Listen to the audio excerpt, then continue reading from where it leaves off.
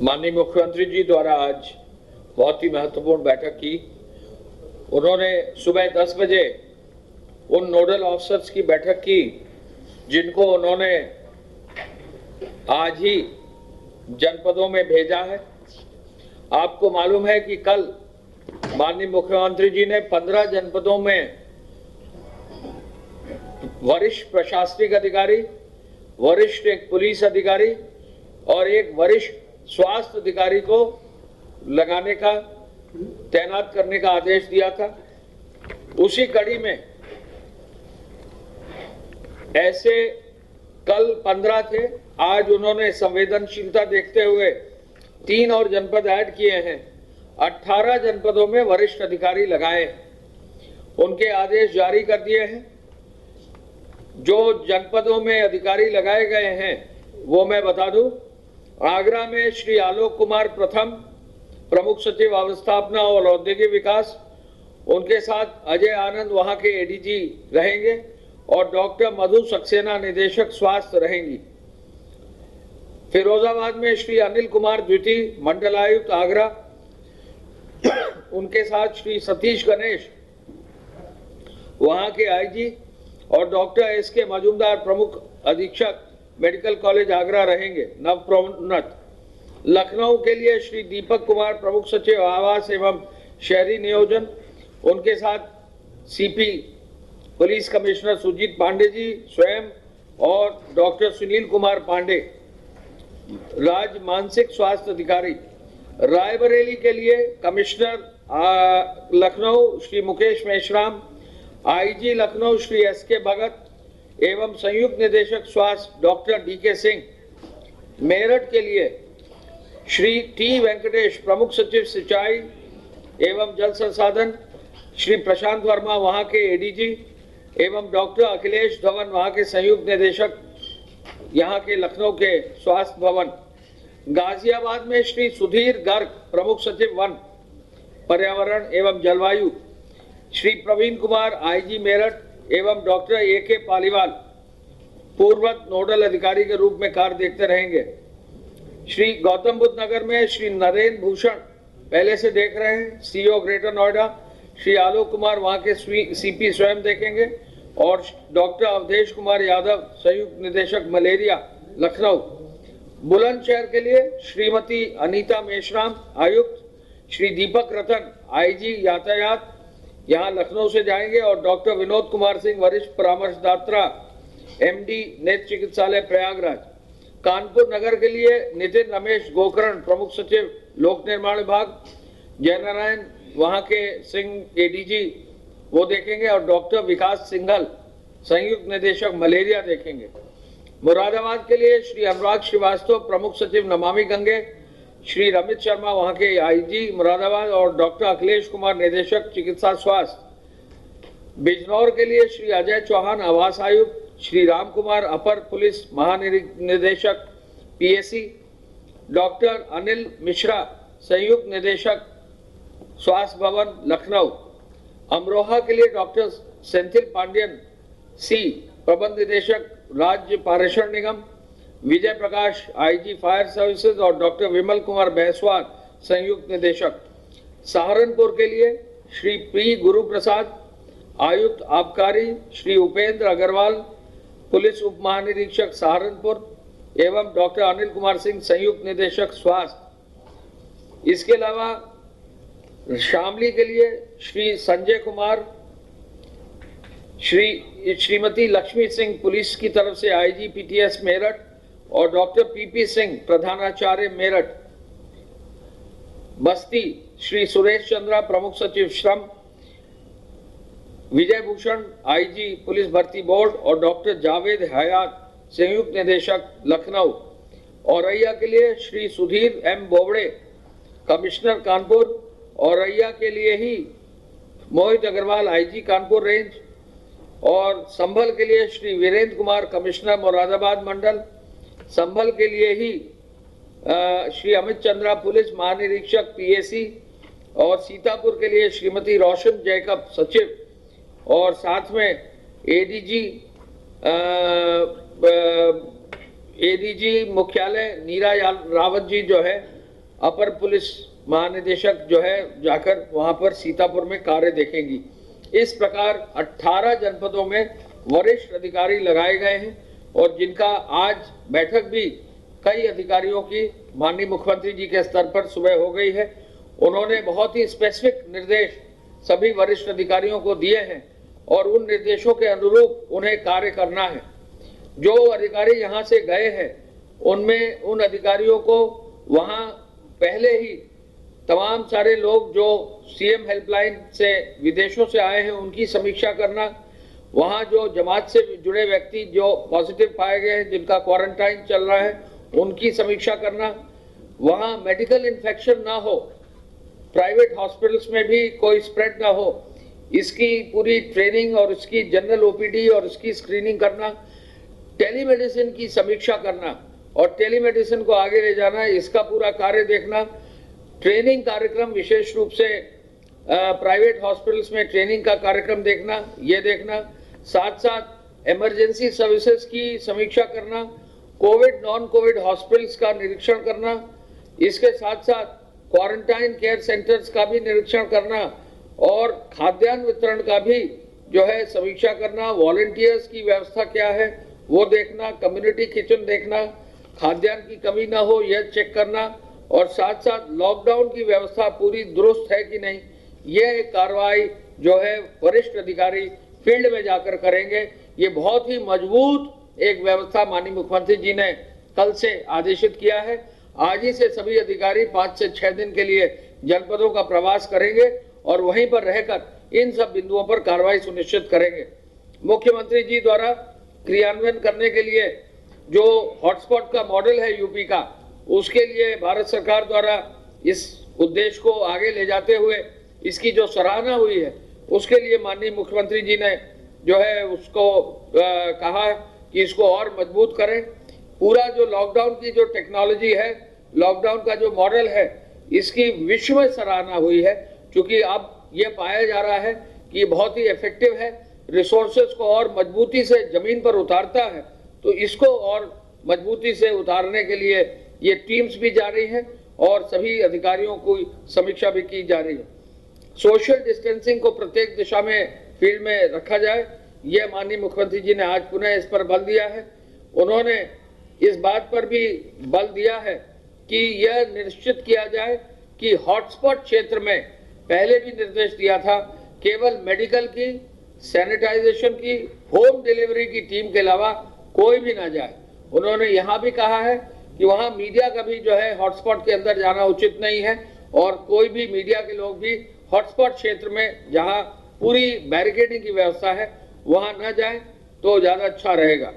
माननीय मुख्यमंत्री जी ने अन्य प्रदेशों के बारे में एक योजना भी बनाने का निर्देश दिया है, जहाँ अन्य प्रदेशों में 14 दिन क्वारंटाइन में पूरे कर लिए गए हैं, ऐसे श्रमिकों को, कामगारों को, मजदूरों को कैसे वापस लाया जाएगा, इसकी योजना बनाने का भी निर्देश उन्होंने दिया है और ये कहा है कि ऐसे लोगों की सूची, इनकी टेस्टिंग हो गई कि नहीं, संबंधित राज्य सरकारों से वार्ता करके ये भी एक योजना बनाई जाए।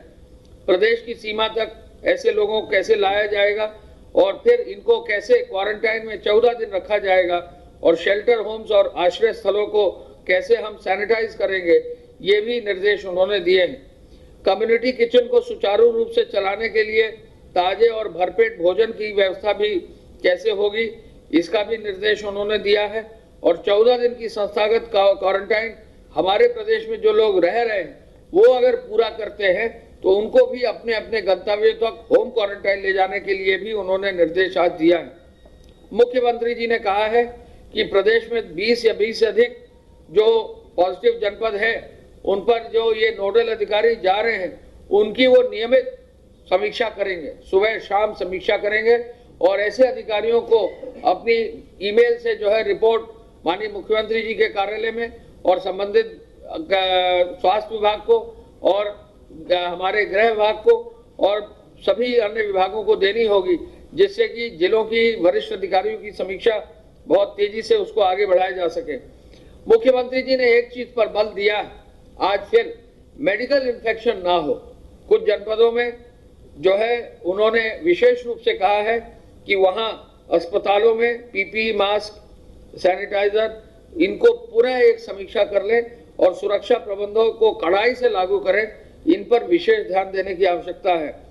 प्रत्येक जनपद में कोविड और नॉन कोविड अस्पताल चिन्हित किए जाएं और ऐसे मरीज जो कोरोना के मरीज हैं वो केवल कोविड अस्पताल में जाएं और अन्य मरीज केवल जो है नॉन कोविड अस्पताल में जाएं।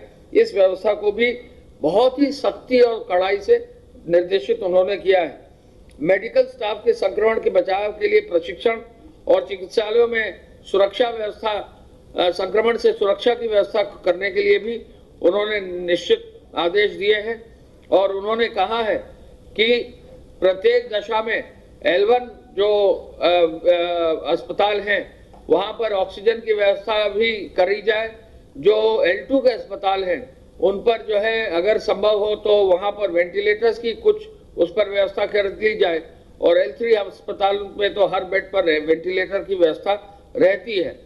बेड्स की संख्या को भी बड़ी संख्या में बढ़ाने का उन्होंने निर्देश दिया है और ये भी कहा है कि बेड्स की संख्या में वृद्धि अवश्य कर ली जाए, जिससे कहीं किसी भी रूप में किसी भी इमरजेंसी में पर्याप्त बेड्स हमारे प्रदेश में उपलब्ध रहें।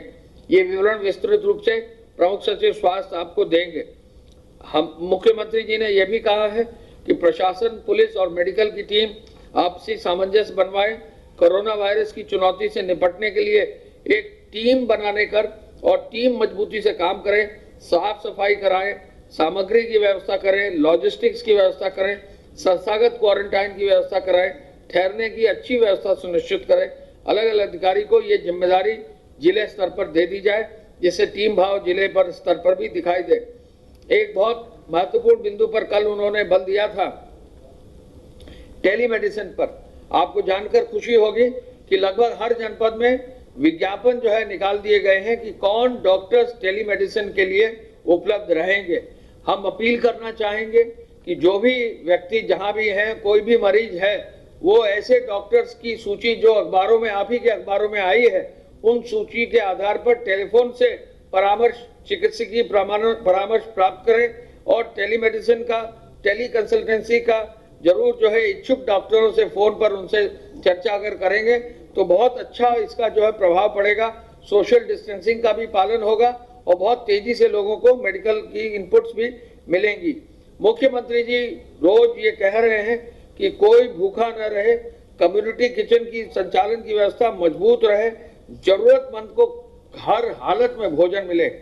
पूरे प्रदेश में बहुत मजबूती से जो है इस कार्य को किया जा रहा है और मुझे बताकर खुशी है कि आपके पूरे प्रदेश में अब जो खाद्यान्न की व्यवस्था है वो काफी तेजी से सुधार और हो गया है और अब जो है कुल प्रदेश में 43,861 जो है फल सब्जी के वितरण की व्यवस्था मोबाइल कर दी गई है।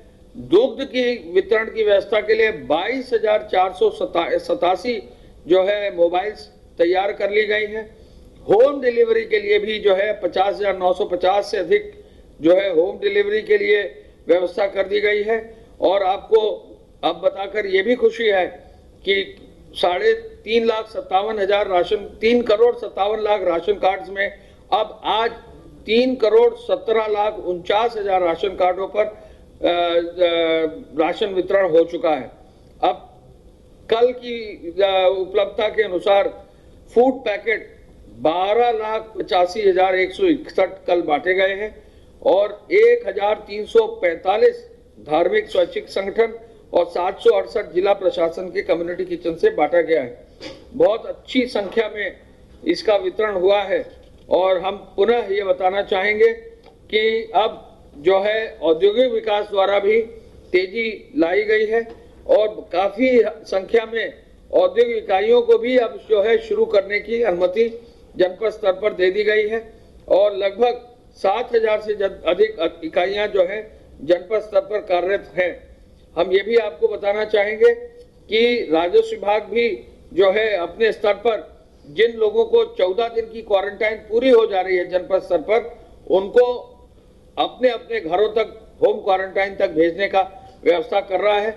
जिले के जिलाधिकारियों को ये निर्देश दे दिए गए हैं कि जो भी 14 दिन का जो है अपना क्वारंटाइन पूरा कर चुके हैं इंस्टीट्यूशनल, अब वो घर जा सकते हैं और उनको घर जाने की व्यवस्था सुनिश्चित की जाएगी। मैं पुनः इस अवसर पर ये कहना चाहूंगा कि जो महत्वपूर्ण निर्णय आज माननीय मुख्यमंत्री जी द्वारा लिया गया है 18 जनपदों के लिए, इसकी निरंतर समीक्षा की जाएगी और वरिष्ठ अधिकारी आज ही जिलों में पहुंचकर अपना कार्य शुरू करेंगे। मैं प्रमुख सचिव चिकित्सा स्वास्थ्य को चाहूंगा कि कृपया अपनी तौर से वो चरणबद्ध रूप से होगा जी। अभी आज तक प्रदेश में जो संक्रमण के कुल प्रकरण आए हैं वो हैं 1604 1604। ये प्रकरण 57 जिलों से आए हैं। इनमें से 206 डिस्चार्ज किए जा चुके हैं। पूर्णतः उपचारित होने के बाद 206 अपने घर वापस लौट चुके हैं। 24 लोगों की दुर्भाग्यपूर्ण मृत्यु हुई है और एक्टिव इन्फेक्शन 1374 1374 एक्टिव इन्फेक्शन है। 11 में एक्टिव इन्फेक्शन नहीं है। 1374 एक्टिव इन्फेक्शन इस समय है 1374। अभी आपको अपर मुख्य सचिव गृह ने आपको अवगत कराया कि माननीय मुख्यमंत्री जी ने 18 जिलों में वरिष्ठ अधिकारियों को भेजने का निर्णय लिया है। उस क्रम में 18 जिले में एक एक चिकित्सा के भी वरिष्ठ अधिकारी भेजे जा रहे हैं। ये सभी जनपद ऐसे हैं जहां की केसेस की संख्या ज़्यादा थी और इस समय जो हम लोग ट्रेंड देख रहे हैं, आपने भी महसूस किया होगा कि पिछले कुछ समय में लगातार 3 डिजिट में नंबर्स बढ़ रहे थे। 100 से ज़्यादा नंबर्स बढ़ रहे थे, पर पिछले कुछ 2-3 दिनों से अब हम फिर से 2 डिजिट में आ गए हैं और नंबर्स हमारे घटे हैं। कल शाम से अगर हम अभी जो आज सुबह का हम कंपाइल करते हैं, 2 बार कंपाइलेशन होता है, शाम में भी आपको हम भेजते हैं। अगर हम कल शाम की फिगर से अभी की तुलना करें तो 94 केसेस बढ़े हैं। कल शाम में 1510 थे, 1604 में आपको बता रहा हूँ। तो ये 94 जो केस हैं ये कुल मिलाकर के 13 जिलों से आए हैं। हालांकि हमारे जो इन्फेक्शन है वो 46 जिलों में एक्टिव इन्फेक्शन है, लेकिन केसेस हमारे अब बहुत ही कम जिलों से रिपोर्ट हो रहे हैं। 13 जिलों से ये 94 केसेस रिपोर्ट हुए हैं और उसमें भी 94 में से 80 जो हैं ये केवल 5 जिलों से रिपोर्ट हुए हैं। कानपुर, सहारनपुर, आगरा, फिरोजाबाद, मुरादाबाद, इन 5 जिलों से 94 में से 80 केस इन 5 जिलों से रिपोर्ट हुए और जो 14 केस हैं वो बाकी के 8 जिलों से रिपोर्ट हुए। ये अधिकांश हॉटस्पॉट से ही है। तो इस प्रकार जो स्ट्रैटेजी है लॉकडाउन में हॉटस्पॉट बना करके कंटेनमेंट करने की, उसका लाभ देखने को मिल रहा है और अगर ये कंटेनमेंट की स्ट्रैटेजी हम लोग इसी तरह से करते रहे तो इसको नियंत्रित कर पाना संभव हो सकेगा। जो इस दौरान चूंकि जनरल ओपीडी नहीं चल रही है अस्पतालों में, तो टेली कंसल्टेशन से लोगों को इसकी सुविधा मिल सके, इसके लिए शासन की ओर से एक शासनादेश पूर्व में भी जारी किया गया था, जिसमें जो निजी क्षेत्र के चिकित्सक हैं उनके लिए भी ये अनुमति किया गया था कि वो भी अपना टेली कंसल्टेशन से या वो चाहें तो टेलीमेडिसिन से अपनी चिकित्सकीय परामर्श अपना जो है वो दे सकते हैं मरीजों को। उसके अलावा जो हमारे हॉस्पिटल्स हैं, गवर्नमेंट के हॉस्पिटल्स हैं, उनमें हर जगह हर जिले में नंबर्स जारी कर दिए गए हैं, फ़ोन नंबर्स, जिससे कि कोई व्यक्ति अपने घर से भी उनसे डॉक्टर से सलाह ले सकता है। और हमने सभी जिलों को कल अनुरोध किया था कि आप फिर से, हालांकि ये काम कुछ समय से चल रहा था, लगातार रिपोर्टिंग हो रही थी, फिर भी हमने कल उनसे कहा था कि आप सभी जिलों में अखबारों में इस बात का फिर से एक बार विज्ञप्ति दे दें। तो कल बहुत सारे जिलों ने अपनी विज्ञप्तियाँ दी हैं जिसमें उन्होंने डॉक्टर्स के नाम और फ़ोन नंबर भी दिए हैं, जिससे लोग ये सुविधा प्राप्त कर सकते हैं, उनको फ़ोन करके परामर्श प्राप्त कर सकते हैं। पूल टेस्टिंग निरंतर चल रही है और KGMU Lucknow, SGPGI Lucknow, medical college सफाई और रूरल PGI सफाई और लाल लाजपत राय मेडिकल कॉलेज मेरठ, इन 4 जगह में लगातार पूल टेस्टिंग का कार्य चल रहा है। जो आपके माध्यम से हम लोग बार बार लोगों को अवगत करा रहे हैं कि जो अधिक उम्र के लोग हैं, जिनको किसी प्रकार की कोई मेडिकल कंडीशन है, उनको हम लोगों को प्रयास करना चाहिए कि हम उनको संक्रमण से बचाएं लगातार। कि जो भी मृत्यु भी हुए हैं, जो भी मृत्यु हुई है इस प्रदेश में 24 लोगों की अभी तक जो रिपोर्टेड है, उसमें 21 लोग ऐसे हैं जिनको कि कोई न कोई और बीमारी भी थी या अधिक उम्र के भी हैं, कोई बीमारी भी थी। जो 3 लोग जिनको मेडिकल कंडीशन नहीं भी था, वो सभी 50 से ऊपर के लोग हैं। तो इसलिए जिनको भी कोई मेडिकल कंडीशन है, डायबिटीज़ है या हाइपरटेंशन है या मान लीजिए किडनी की बीमारी है या कैंसर है, ऐसे लोगों पर ये वायरस ज़्यादा प्रहार करता है, उनको हमको बचाना चाहिए। और साथ ही साथ इस बात का हमको ध्यान रखना है कि मास्क हम पब्लिक प्लेस में ज़रूर लगाएं, और मास्क लगाने का हमको लाभ दिखाई भी पड़ रहा है। आप लोगों की भी जो टेस्टिंग हुई उसमें आप सभी नेगेटिव आए, आप सब मास्क लगाते हैं हर समय। तो ये मास्क लगाने का जो संदेश है, ये आप लगातार देते रहें समाज को, लोगों को अपने माध्यम से। हाथ जो है साबुन और पानी से बार बार लोग धोते रहें, 20 सेकंड से ज़्यादा धोएं, ताकि वायरस जो है वो पूरी तरह से समाप्त हो जाए। और सोशल डिस्टेंसिंग का ध्यान अवश्य दें। जो ये प्रतिबंध लगाए गए हैं हॉटस्पॉट के एरियाज़ में, क्योंकि जो भी इन्फेक्शन के नए केसेस निकल के आ रहे हैं, वो हम देख रहे हैं कि हॉटस्पॉट के एरिया से ही अधिकांश वहीं से निकल के आ रहे हैं। तो इसलिए वहाँ पर लोगों के लिए अत्यंत आवश्यक है कि अगर वो उनका एरिया हॉटस्पॉट डिक्लेयर हुआ है, तो वो सोशल डिस्टेंसिंग पर, हैंड वॉशिंग पर और मास्क लगाने पर, इन चीज़ों पर विशेष ध्यान दें, ताकि संक्रमण फैलने न पावे। और अपनी जो है अपनी इम्यूनिटी को बूस्ट करने के लिए जो चीज़ें हैं, तुलसी अदरक का काढ़ा या अजवाइन का अर्क, वो सब भी लेते हैं। लेकिन आप अपनी तैयारियों के बारे में लगातार भारत सरकार की गाइडलाइन आ रही है, अजय भल्ला जो होम सेक्रेटरी हैं, उसके साथ साथ माननीय मुख्यमंत्री